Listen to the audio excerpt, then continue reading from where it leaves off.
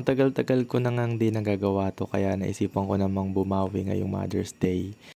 'Di nga ako madalas umuwi sa bahay namin, madalas pinapadala ko na lang yung pera na panghanda or yung gift na ibibigay ko para sa kanila. Pero ngayon, ay Mother's Day, personal kong dadalhin yung gift saka bibigyan ko rin ng bouquet of flower ang Mother Earth ko.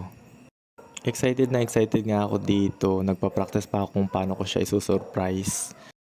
Kaya nga lang pagpasok ko ng bahay ang nadatnan ko lang is yung kapatid ko na teacher, saka yun yung pamangkin ko. At dahil wala nga si Mother Earth, i-picture tour ko na lang kayo. So yun yung family picture namin, picture ng kapatid ko na nagtibo, bunso namin kapatid na ampon, yung kapatid ko na graduating, tapos kaming lahat nag-graduate na. At syempre, iyan ako. Wow. Sa sobrang tagal nga umuwi ni Mother Earth, ayan napatiktok-tiktok na lang ako at konting flexing-flexing kunyari. Naka-flex ko dyan, hindi ko alam na ako pala ang masusurprise. At guys, ito na nga yung biggest twist. Paano ba naman sa sobrang pagod ko, nakatulog ako. Pagising ko, nandyan na si Mother Earth kumakain. Kaya wala na kami nagawa kundi binigay na lang yung bouquet sa yung gift. Pero, there's more. Siyempre meron pa din tayong surprise na additional. Ika nga surprise after surprises.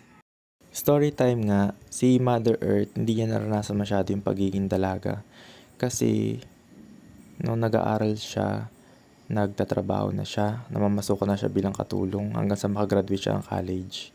Kaya ngayon, every time na magkakaroon kami ng chance, iparanas sa kanya yung mga ganitong bagay, pinaparanas namin. At pangako ko nga sa kanya, pag-graduate ng mga kapatid ko, kami naman, magta-travel kami, lalabas kami, kakain namin yung mga gusto niya. Tapos, ihahanap ko siya ng upa kasi itong si Mother Earth 24/7, K-drama is life. Kaya yung mga gustong manligaw sa Mother Earth namin, mag-message na lang dito down below or comment kayo. Uy, binugaw. Ayun, napahaba na nga yung kwento. Tapos sa uli yan, nahanap nga ni Mother Earth yung tukyaw na inipit ko.